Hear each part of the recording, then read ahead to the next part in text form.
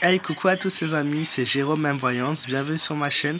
Aujourd'hui les amis, on va se retrouver pour une actualité qui est sortie sur le net il y a à peu près 1 heure et demie, donc à l'heure où je vous parle. Donc je vais faire cette vidéo pas trop longue, je vais essayer de faire court. Je vais vous lire l'article, donc c'est pour ça que je vais pas vous regarder dans les yeux, mais vous inquiétez pas. Voilà. En fait, ça parle de Marine Le Pen, tout simplement. BFM TV aurait affirmé, d'après un sondage pris chez de nombreux Français, donc demandé, pardon, chez de nombreux Français, Marine Le Pen aurait donc toutes les chances de remporter les élections européennes pour les élections présidentielles pardon, pour 2020. Donc je vais vous lire un peu l'article qui est sorti. Donc perçu comme plus sympathique et plus sincère que sa tante, Marion Maréchal se fait toutefois devancer par Marine Le Pen, qui reste la candidate donc qui est la plus plébiscitée par les partisans du Rassemblement national pour les présidentielles. 33% des Français interrogés se disent prêts à voter pour le Rassemblement national à la prochaine présidentielle. Selon le dernier sondage, l'opinion en direct réalisé par l'Institut ELAB de BFM TV, pardon. Donc dans cette hypothèse, Marine Le Pen est, donc comme j'ai dit, est à 25%, et donc 69% des sympathisants du Rassemblement national sont prêts à voter pour elle. Auprès des électeurs de la présidentielle du Rassemblement national, bénéficie d'une meilleure popularité que sa nièce, puisque voilà, elle a dépassé sa nièce dans tous les domaines, qui lui reconnaissent une meilleure proximité envers les électeurs. Donc Marion Maréchal est à 77%, Marine Le Pen est à 96%. Et par rapport aux meilleures idées pour la France, Marine Le Pen atteint un gros score qui est à 97% quand même. D'une manière générale, les Français voient Marine Le Pen comme une femme dynamique à 62%, courageuse à 58% et ayant la volonté de vraiment changer les choses à 53%. Elle paraît toutefois trop autoritaire à 78% et arrogante à 65%, voire elle peut inquiéter le public à 59%. Marion Maréchal apparaît moins clivante, notamment sur les traits de la personnalité. Elle est jugée moins autoritaire, elle perd 23% et 12% dans l'arrogance. Le potentiel électoral du Rassemblement national pour la prochaine présidentielle traduit une autre perception des Français.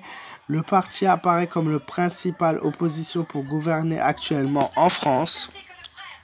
En effet, donc si pour 41% des Français, aucun parti politique n'incarne vraiment l'opposition, le Rassemblement national est le premier parti cité, nettement devant la France insoumise qui est à seulement 14%.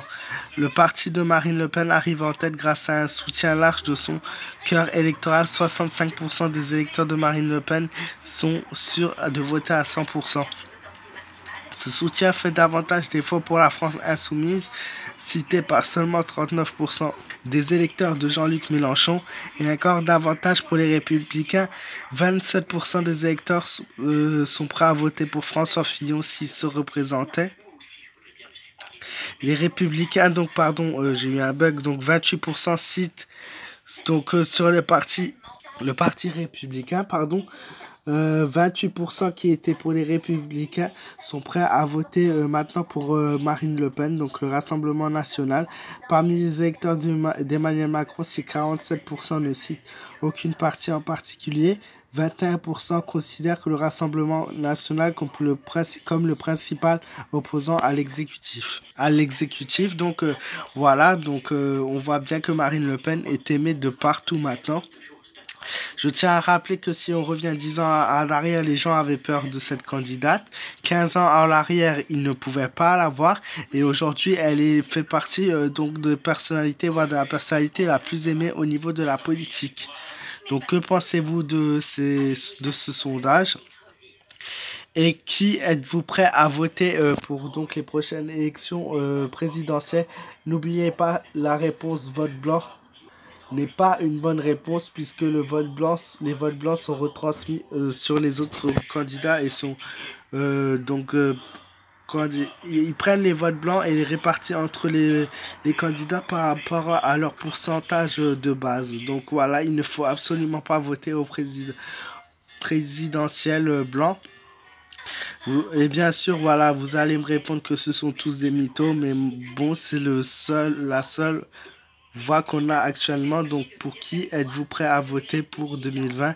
J'espère que cette vidéo vous aura plu. Si c'est le cas, n'hésitez pas à me laisser un petit pouce bleu, à vous abonner à ma chaîne et à me joindre sur ma page fan Facebook Jérôme M Voyance.